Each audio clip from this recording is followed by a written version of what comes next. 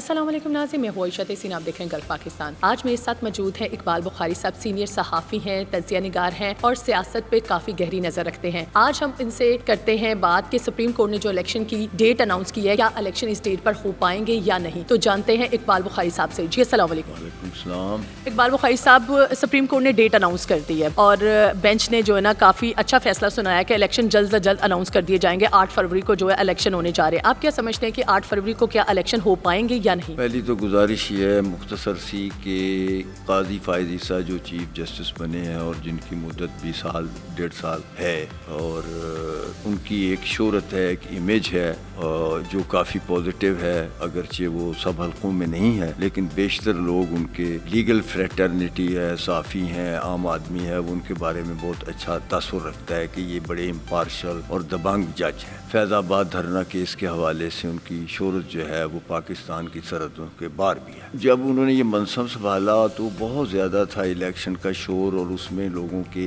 جو vested interest تھے وہ بھی تھے کہ الیکشن نہیں کرا رہے، یہ جان کے ڈیلے کر رہے ہیں، آئین کو پامال کر رہے ہیں۔ الیکشن کمیشن جو ہے وہ نون لیگ کے ساتھ مل گیا ہے، نگرانوں کے ساتھ، نگران سب جو ہے میاں صاحب کی انسٹرکشن پہ چل رہے ہیں۔ تو بہرحال انہوں نے بینچ بنایا اور اس کا فیصلہ کر دیا اور یہ کنفیوژن اس درمیان میں پس پردہ مذاکرات ہوئے جو نظر بھی آئے، لوگوں کو نظر نہیں بھی آئے، اور ایک اتفاق رائے سے 8 فروری ڈکلیئر ہو گئی۔ اور میں اپنے حد تک یقین سے کہہ سکتا ہوں کہ اس میں رد و بدل نہیں ہوگا، کیونکہ اس میں الیکشن کمیشن بھی ہے، پولیٹیکل پارٹیز بھی ہیں، کھلے پس پردہ بھی ہیں، بیک ڈور چینل تو استعمال ہوتے ہیں پولیٹکس میں۔ اور 8 فروری سپریم کورٹ کے چونکہ آرڈر پہ، اور ان کا ایک بہت قابل ذکر ریمارک ہے قاضی فائز عیسیٰ صاحب کا کہ کوئی شخص اب یہ نہ سوچے کہ اس میں کوئی تبدیلی ہوگی، یہ قطعی ہے اور پتھر پہ لکیر اسے سمجھا جائے۔ تو یہ جو کنفیوژن تھا یا وہ ابہام تھا وہ ختم ہو گیا ہمیشہ کے لیے، اور یہ بہت اچھا ہوا، پازیٹیو بات ہوئی، لوگوں کو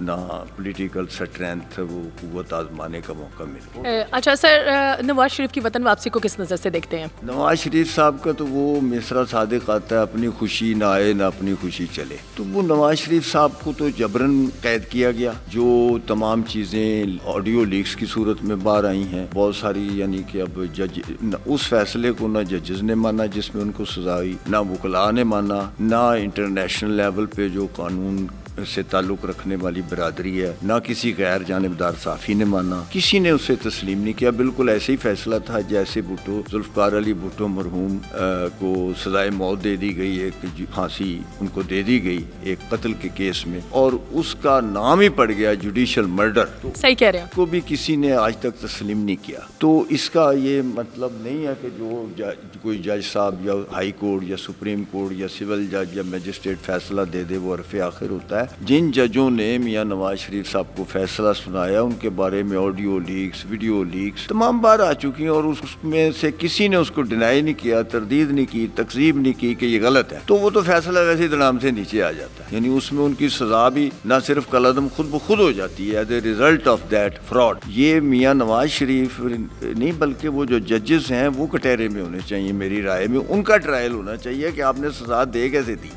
کس ایویڈنس پہ دی۔ جب آپ لیکن سر ان کو 4 سال باہر تو رہنا پڑا نا وطن سے۔ وہ اسی لیے نا، وہ تو ایک سازش جو انٹریگ تھی، ایک پلان تھا، وہ اس وقت کے فوجی جرنیلوں کو، فوجی جنتا کا، فوج کا تو نہیں تھا، لیکن وہ چند لوگ ہی ہوتے ہیں جو 8-10 ہوتے ہیں جو بلیک شیپ جنہیں کہنا چاہیے یا جو بھی لفظ استعمال کرنا چاہیے، زیادہ میں اس میں نہیں جاتا۔ انہی کے مرہون محنت، انہی کے ہاتھوں کے بنائے ہوئے آرمی چیف اور انہی کے بنائے ہوئے ڈی جی ISI وزیر الاسلام اور یہ اور پاشا، اور وہ ان کو پیغام دے رہے ہیں کہ سر باؤ صاحب چھٹی پہ چلے جائیں۔ یہ پاکستان واحد ملک ہے جہاں اس قسم کی حرکت ہو سکتی ہے۔ دنیا میں کوئی پسماندہ ترین ملک بھی اس کا آرمی چیف یا DG ISI یا میجر جنرل، لیفٹیننٹ جنرل یہ خواب میں بھی نہیں سوچ سکتا کہ وہ پرائم منسٹر کو اس قسم کا پیغام دے کہ سرکار آپ ذرا ریسٹ کے لیے چھٹی پہ چلے جائیں، سوئٹزرلینڈ چلے جائیں۔ تو وہ تو ٹوٹلی فراڈ تھا، that was a fraud against Mian Muhammad Nawaz Sharif, the ex prime minister of Pakistan. اب باقی چونکہ عدالتی پروسیجر ہے وہ شیطان کی آنت کی طرح وہ چلتا رہے گا۔ بخاری صاحب یہ پوچھنا پوچھنا چاہوں گی کہ پاکستان میں ایسا کیوں ہوتا ہے جب کسی بھی ملک میں ایسا نہیں ہوتا؟ پاکستان میں اس لیے ہوتا ہے کہ پاکستان کو بنے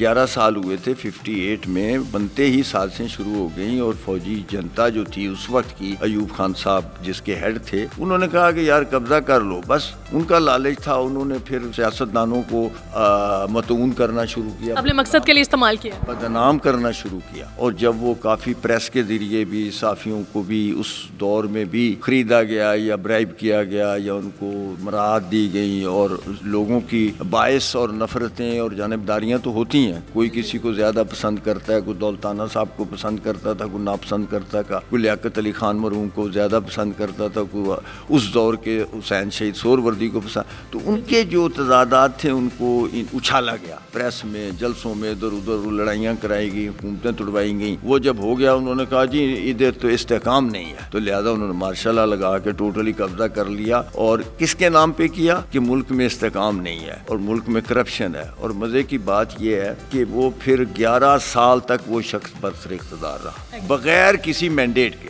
ان سے تو کہتے ہیں نا آپ کے پاس مینڈیٹ نہیں ہے، ختم ہو گیا، تو ان سے نہیں پوچھا کسی عدالت عظمیٰ نے یا عدالت عالیہ نے یا کسی سول جج نے یا کسی معزز جج نے یا چیف جسٹس نے کہ بھائی آپ کس چکر میں یہاں بیٹھے ہوئے، آپ کو کس نے بنایا صدر پاکستان، آپ خود ہی قبضہ کر کے بیٹھے ہوئے۔ اچھا بخاری صاحب، کیا سمجھتے ہیں کہ پاکستان میں کسی بھی دور میں صحیح جمہوریت نہیں آئی؟ نہیں، کیوں نہیں، بالکل صحیح جمہوریت۔ کس دور کو جمہوری حکومت سمجھتے ہیں کہ بہت پرفیکٹ تھی؟ 1947 میں یہ تو پیداواری جمہوریت کی، ووٹ کے ذریعے سے پاکستان بنا ہے، کوئی پاکستانی فوجیوں نے اس کو فتح نہیں کیا۔ نہیں، پاکستان بننے کے بعد، پاکستان بننے کے بعد بالکل جمہوریت تھی، لیاقت علی خان وزیر اعظم تھے، پارلیمانی اور وفاقی نظام تھا، یہاں چل رہا تھا۔ ہاں، تھوڑا عدم استحکام تھا ان کے سیاستدانوں کے اپنے تضادات کی وجہ سے، کہ کچھ وہ کیا کہتے ہیں ایمبیشن کا جو لفظ ہے، وہ خواہش تھی کہ میں آ جاؤں، ممدوڑ صاحب کا تختہ الٹ کے ممتاز دولتانہ پنجاب میں آ گیا، تو یہ کوئی ان نیچرل بات نہیں ہے، یہ تو پوری دنیا میں ہو رہا ہے۔ وہ انڈیا میں جو اس وقت 28 کے قریب صوبے ہیں، سارے صوبوں میں مختلف حکومتیں ہیں، کہیں بی جے پی ہے، کہیں کانگریس ہے، کہیں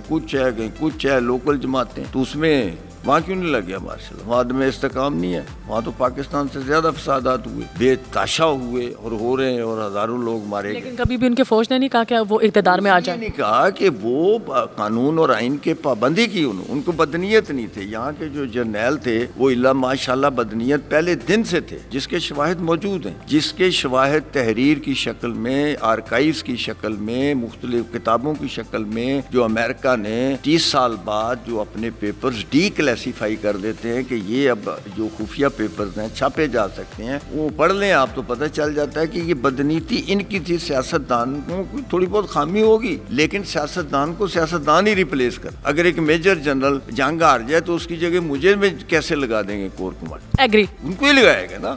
تو جب ان کی ریپلیسمنٹ ایک میجر جنرل لیفٹیننٹ جنرل کی لیفٹیننٹ جنرل ہی ہے، تو پھر ایک وزیر اعظم کی ریپلیسمنٹ ایک فوجی کیسے ہو سکتا ہے؟ سر بالکل ٹھیک ہے، مرتکب ہو، بالکل ٹھیک ہے۔ اچھا سر، میں اب موجودہ جو الیکشن ہونے جا رہے ہیں اس میں کیا سمجھتے ہیں کہ کون سی پارٹی جو ہے نا اوپر رہے گی؟ اس میں دیکھیں جی، جہاں اگر سوشل میڈیا دیکھیں، کوئی بھی دیکھے تو وہ سمجھے گا کہ جی پی ٹی آئی جو ہے وہ نمبر 1 ہے، وہ موسٹ پاپولر پارٹی ہے، موسٹ پاپولر لیڈر ہیں عمران خان صاحب۔ یوتھ تو ان کے ساتھ کافی ہے، آپ جو دیکھ رہے ہیں ڈیجیٹل میڈیا دیکھ لیں، میڈیا کی بات کر رہا ہوں، ادھر ہی آ رہا ہوں، اسی چلاتی ہے نا سوشل میڈیا، وہ 80 سال کے بابے نہیں چلاتے، وہ تو دیکھتے ہیں بامر مجبوری ایسی ہے۔ جیسے کسی نے میری تصویر کھینچ لی، مولانا مودودی سے کسی نے پوچھا بھائی آپ تصویر کو تو حرام سمجھتے تھے، انہوں نے کہا یار یہ ایسے ہی ہے، کوئی بندہ ہے پستول نکالے جیب سے مجھے گولی مار دے۔ تو یہ جو ہے کیا نام سوشل میڈیا، یہ بھی ایسا ہے، جو مرضی لکھ دیں، جو مرضی کہہ دیں، اس میں 90% جھوٹ ہوتا ہے۔ اس کا تو مقصد ہی ٹرولنگ کرنا، پروپیگنڈا کرنا ہے، ایک سائیڈ کو ملائن کرنا ہے، اس کو بدنام کرنا ہے، الزام تراشی کرنا ہے، تہام لگانے ہیں۔ اگر آپ دیکھیں، میں نے تو یہی دیکھا ہے کہ میجورٹی جو ہے وہ ان سے متفق نہیں ہے، پی ٹی آئی سے متفق نہیں ہے۔ جو انہوں نے کلچر یہاں متعارف کروایا، اس سے پہلے بھی گالم گلوچ ہو جاتی تھی، لیکن اس طرح کا کلچر نہیں تھا۔ لوگوں ایک دوسرے کے شریک ہوتے تھے، پولیٹیکل لوگوں کو اندر کرتے تھے، لیکن ان کی ماؤں بہنوں بیٹیوں پہ پرچے نہیں ہوتے تھے۔ یہ پاکستان کی تاریخ میں پہلی بار ہوا کہ جو پولیٹیکل حریف تھے یا جنہوں نے اختلاف کیا، عمران خان صاحب نے اپنے ساتھیوں کی ماؤں بہنوں پہ پرچے کرا دیے، اور فیملیز کو جو ہے نا گالم گلوچ بھی کیا، اور بہت ہی یعنی وہ دورانہ بھی جو ہے خراب الفاظ، نازیبا الفاظ استعمال کیے۔ اب وہ گالم گلوچ اور یہ ٹرولنگ اور سوشل میڈیا کے حساب سے نمبر 1 ہے، لیکن میری ذاتی رائے میں اور مشاہدے مشاہدے میں آبزرویشن میں، کیونکہ ہم بھی یا لوگوں میں بیٹھتے اٹھتے ہیں پھرتے رہتے ہیں، ان کا یہ پتہ نہیں کون سا نمبر ہوگا، ان کا کوئی الیکٹورل اسٹرینتھ نہیں ہے، اور جو تھوڑی بہت تھی جو الیکٹیبل تھے 20 25 30 40 50 وہ تو 200 بندہ چھوڑ گیا، جن میں سے منسٹر بھی تھے، ایم این اے بھی تھے، ایم پی اے بھی تھے، باثر بھی تھے، اچھے بھی تھے، برے بھی تھے، وہ تو سارے چھوڑ گئے۔ اب کیوں چھوڑ گیا، کیا چھوڑ گیا، یہ الگ بحث ہے۔ تو ان کا کوئی ووٹ بینک نہیں تھا، 500 بندے بھی نہیں تھے ایک بندے کے ساتھ، فواد چودھری کے پاس 100 بندہ بھی نہیں، جہانگیر ترین کے پاس کچھ بھی نہیں جس کے تیاروں میں بیٹھ کے آپ وزیر اعظم بنے، جو آپ کے گھر کا خرچہ چلاتا رہا۔ علیم خان کے ساتھ کوئی بندہ نہیں جو یہاں سے 3 دفعہ جیتا ہے، منسٹر رہا ہے آپ ہی کا، اور جس کو آپ نے اندر کرایا۔ سر کیا سمجھتے ہیں نگران حکومت کو کس نظر سے دیکھتے ہیں؟ نگران حکومت ٹھیک ہے، ایسے ہی ہوتا ہے۔ اب ہر جو بندہ میری پسند کے مطابق تو نہیں، اگر میں عامر میر صاحب کو پسند نہیں کرتا تو دین وٹ، اس سے کیا فرق پڑتا ہے؟ جی عامر میر صاحب کو کیوں بنایا، وہ صاحب ہی مجھے بنا دیتے، یہ تو کوئی بات۔ سر بہت بڑی بات کر دی آپ نے، نظریے کا فرق ہونا چاہیے، پسند ناپسند اپنی اپنی۔ وہ ایک جینون جرنلسٹ ہیں، سکہ بند جرنلسٹ ہیں، صاف ستھرے انسان ہیں، ان کے جو بدترین مخالف ہیں وہ بھی ان پہ انگلی نہیں اٹھا سکتے، ان کے کردار پہ یا ان کے کسی انٹیگریٹی پہ۔ اس سے بڑی کیا بات، ٹھیک ہے میں پسند نہیں کرتا، نہیں اس سے کیا فرق پڑتا ہے، مجھے بنا دیں گے، یہ کیا بات ہے؟ بہت اچھی بات۔ جی تو ناظرین آپ نے دیکھا کہ اقبال بخاری صاحب کا کہنا ہے کہ الیکشن جلد ہوں گے اور الیکشن ہونا ہی ہمارے ملک کے لیے بہترین فیصلہ ہے۔ امید کرتی ہوں آپ کو آج کا پروگرام بہت پسند آیا ہوگا۔ اسی کے ساتھ عائشہ تحسین کو دیجیے اجازت، اللہ حافظ۔ Subscribe golf Pakistan.